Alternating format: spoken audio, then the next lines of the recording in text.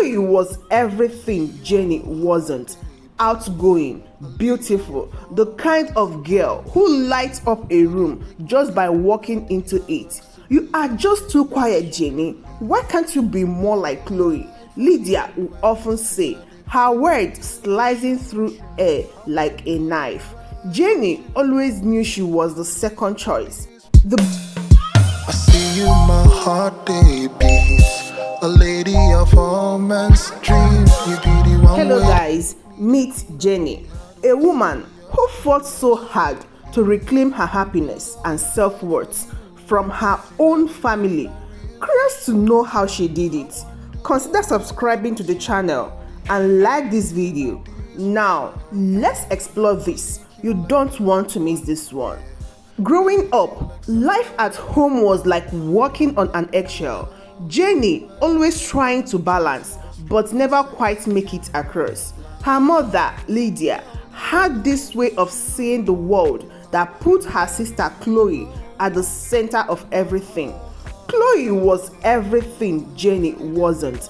Outgoing, beautiful, the kind of girl who lights up a room just by walking into it. You are just too quiet, Jenny. Why can't you be more like Chloe? Lydia would often say, her words slicing through air like a knife. Jenny always knew she was the second choice. The backdrop to Chloe's vibrant painting life. School wasn't any different. Chloe was the star student, homecoming queen, you name it, and Jenny was just Jenny, the girl with her nose always buried in a book. The shadow of Chloe. It wasn't easy, living in a home where you felt more like a guest than a family member. Her dad wasn't in the picture, which somehow made things worse. Lydia's critics were relentless without him. One evening, Jenny remembers sitting at the dinner table, the tension thick as Lydia praised Chloe for her latest school project. It's just amazing how you managed to be so creative, Chloe. Jenny tried to say that she got an A on her maths test. Lydia glanced her way, barely interested. That's nice, dear, but everyone can do math. Chloe's project is art. You should try to be more like her. That stung. It always did. High school was a blur of this moment, each day blending into the next with the same relentless comparison. Jenny wasn't just battling schoolwork, but an ongoing war of words at home. Graduation couldn't come soon enough when Jenny got the scholarship to go to a college far from home. It was like someone handed her the key to a new life. She worked part-time, every odd job she could find, just to make sure she didn't need to ask Lydia for anything. It wasn't just about being independent, it was about survival. The only way she could rebuild something that was solely hers, not overshadowed by Chloe's college, was her sanctuary. Jenny made friends who liked her for not because she was Chloe's sister. Over time, she built her confidence back up. Piece by piece, she learned that it was more than just a shadow. She was Jenny, and that had to mean something on its own. As the years passed, the calls home got less frequent. She needed that distance, that space to breathe and find out who she was without Lydia's voice in her head, without Chloe overshadowing every achievement. By the time she was ready to graduate from the college, she was a different person. She wasn't just the girl from a small town with a beautiful sister and a critical mother. She was Jenny, a woman who had fought for every scrap of her independence and self-worth. She moved on far away from the place that made her feel so small, so invisible, and she never looked back, not until much later, when life, as it often does, decided it wasn't quite done with her and the shadows of her childhood. Jenny, it's your sister Chloe. I am getting married. It's going to be a grand event. You have to come. Everyone wants to see you. Hearing her voice after all these years still had a way of pulling Jenny back to those days of feeling second best. That's great news, Chloe. Really, I am happy for you. The wedding is next month. You will come, right? Mom is eager to see you too. I'm not sure, Chloe. Work's been hectic and I've got a lot on my plate right now. It's just one weekend, Jenny. I mean, it's my wedding. You can't miss it for some work. I will have to see if I can sort things out. It's not just work, you know. Jenny was treading lightly, not wanting to dig up past grievances. Whatever, just try, okay? Kingsley and his family are expecting to meet my sister. It's important. I understand. I will let you know soon. Jenny ended the call, feeling the same old pressure creeping in, but this time she had a choice and she intended to make it without a guilt. A few days later, Jenny texted Chloe her decision. Hey Chloe, I've given it a lot of thought and I won't be able to make it to the wedding. I wish you and Kingsley the best. Not surprisingly, the response was swift, and not from Claire, but from Lydia, her mother. Jenny, I can't believe you are missing your only sister's wedding. This is a family event, and your absence will be noted by everyone. It is selfish and inconsiderate. It's not about being selfish, Mom. It's about taking care of myself. I hope the wedding goes wonderfully. You are abandoning your family when it matters most. Claire is devastated. The decision wasn't easy, Mom, but I need to do what's best for me right now. So your job and whatever else you've got going are more important than your family, your sister. It's not just about the job. It's about feeling respected and welcome. Our doors have always been open for you, Jenny. You chose to walk away. Mom, I hope the wedding is everything Chloe wants it to be. The conversation ended with no goodbyes. Putting her phone down, Jenny felt a mix of relief and sorrow. Relief that she stood her ground, and sorrow knowing that standing her ground meant standing apart. That night, photos of the wedding flooded social media. Chloe looked radiant, every bit the center of attention, surrounded by friends, family, and of course, Livia, who clung to her side, beaming. Jenny stared at the images longer than she intended, a familiar pang of exclusion tightening on her chest. But then she turned off her phone, reminding herself of the peace in her solitude, and focused on the quiet comfort of her apartment, her sanctuary, from a world that had never really felt like home. Unfortunately, after only a year, she had to return home to attend to the funeral of one of her relatives. She can't believe how much she's changed. Ah, Jenny, you look different. Stepping into the house, the cool shadows couldn't hide the flicker of surprise in Chloe's eyes. Or was it envy? Thanks, Chloe. Life has been good to me. Out there, Lydia lingered in the background, her gaze scrutinizing, trying to piece together the daughter who left from the woman who returned. It's been too long, Jenny. This place isn't the same without you. It feels the same to me, Jenny replied, keeping her voice neutral, though the old wound throbbed fresh at the sight of them as relatives gathered around murmuring condolences. Claire pulled aside Jenny, her voice low and strained. You know, Kingsley and I have been having a tough time, and nothing is really working. It's not helping. I'm sorry to hear that, Chloe. Times like this, they test us, was all Jenny offered, not wanting to dive back into old roles of comforting the sister who barely acknowledged her struggles. Maybe you staying a bit longer could help, you know. For Mom, she misses you. I am here for the funeral, Chloe. Let's just focus on why we are here today. Post-funeral, the family gathered at their old homes where the facade of unity crumbled like the peeling paint on the walls. Chloe seemed to shrink with each whispered "Bab" from Lydia, who couldn't resist comparing Jenny and Chloe even then. You always have the brains, Jenny. I just wish Chloe could manage her life as well as you do. Fighting the urge to defend Chloe or to lash out at Lydia, Jenny remained silent. Her presence a shield she used to ward off the drama in the kitchen. She overheard Chloe and Kingsley in a hushed, heated argument. I don't know why you invited her. Look at her standing there, making us all look like failures. Chloe, she's your sister and she looks so successful. Maybe she can help us out. But doing what? Kingsley, she's made it clear she doesn't want anything to do with us.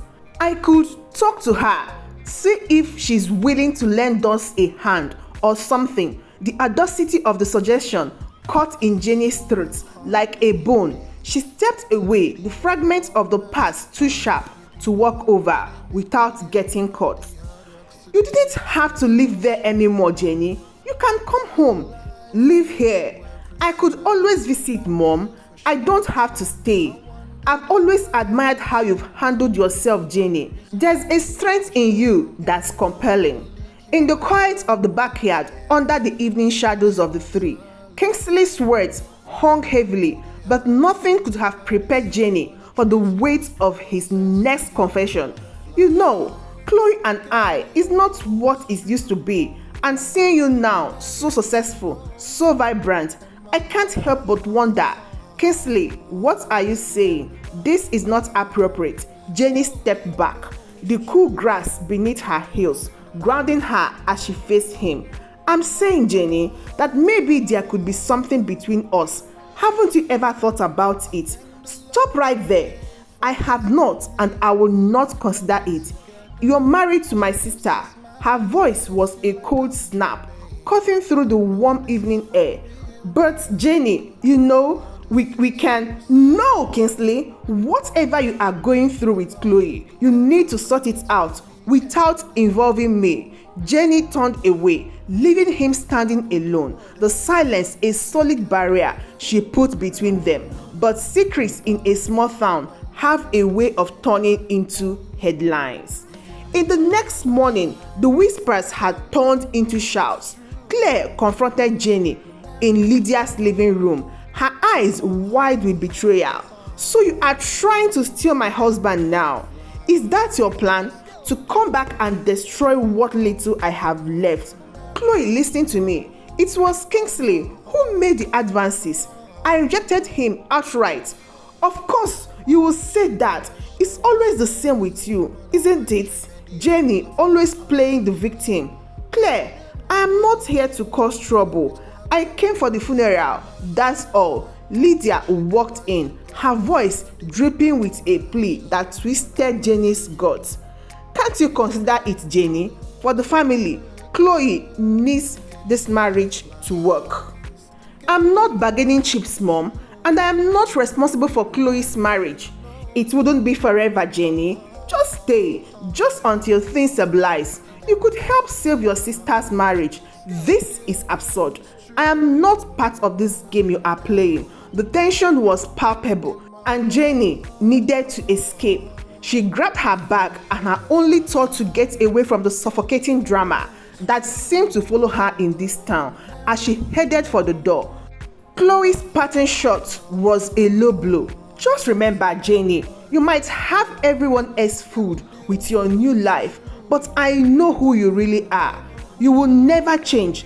The words stung, but as she drove away, the open road whispered promises of freedom. Her phone buzzed relentlessly, messages and calls, but she ignored. She needed space to clear her head, to process the absurdity of the accusation and the unexpected role they wanted her to play in a failing marriage. As the miles stretched behind her, the distance felt like a cleanse, but the reality remained. Her return had stirred up more than just dormant feeling. It had unleashed resentment and desires that were better left buried.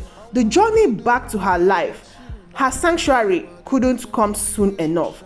Driving away from the town that night, the glow of the street lights faded into the darkness behind her, just like the ties that bound her to the life. Her phone now sat silent beside her. The curse that had erupted back there, the farther she got, the lighter she felt, as if each mile was a thread unraveling from the heaviness of her past. The next few weeks were a blend of work and leisure. Her life a stark contrast to the turbulence of her recent visit. Her friends, unaware of the full extent of the drama, noticed a change in her. "You seem different, lighter," they'll say. And they were right. The decisions to cut ties hadn't just altered her circumstances, it had transformed her. One evening, while checking her email, a message from an old friend popped up, breaking the calm. It had detailed the fallout of her departure, Kingsley's desperate attempt to salvage his marriage with Chloe after his indiscretion had come to light, and Lydia's isolation as the community whispered about her daughter's estrangement. "Jenny, you made the right choice. It's chaos here. Chloe and Kingsley are separating, and Lydia, well, she's learning how hard it is to be alone. I just thought about you, and I think you should know." Jenny closed the mail with a deep breath, a mix of relief and sorrow mingling within. It was sad the way things turned out, but necessary. Chloe needed to face her own battles, and Lydia had to confront the reality of her actions. As for her, she had a new battle to fight, ones that led to growth, not grief. Months turned into a year, and her life flourished. Work promoted her to a position she'd eyed for years. Her social circle grew, filled with genuine people who knew nothing about Chloe or Lydia. She found joy and hobbies she neglected, like painting and writing, their solitude a sweet symphony compared to the misery of her past. But the true test came when she had to return to that town for a professional commitment. Driving through those familiar streets, the shadows of her past loomed, but they didn't engulf her. She was a visitor there, nothing more. At the event, a figure from the past approached. "Chloe," she looked different, worn out, but wiser. "I heard you are doing well, Jenny. I'm trying to find my way too." "I hope you do, Chloe." "I really do," Jenny replied, the words sincere. Returning to her life, the city skyline welcoming her back, she realized something profound. Her self-worth had never been about escaping Chloe's shadow or Lydia's criticism. It was about discovering her life. And yours truly, And as she looked forward to whatever comes next, she knew she was ready, because she had faced the past, not to dwell in it, but to learn from it and to finally close that chapter for good. Now that we've reached the end of Jenny's story, here is something to ponder. Do you think cutting ties with toxic family member is the only way to reclaim your own happiness and self-worth? Or are there other visible paths to healing while maintaining those relationships? Share your thoughts and experience in the comments below. If you enjoyed this story and the discussion it brings, please like the video and consider subscribing to the channel for more content like this. Your support helps us continue creating engaging stories and discussions. Thank you for watching, and we look forward to seeing your response. Till I see you she again gives me smiles, in my I next feel story. like I'm dreaming. Bye. I know this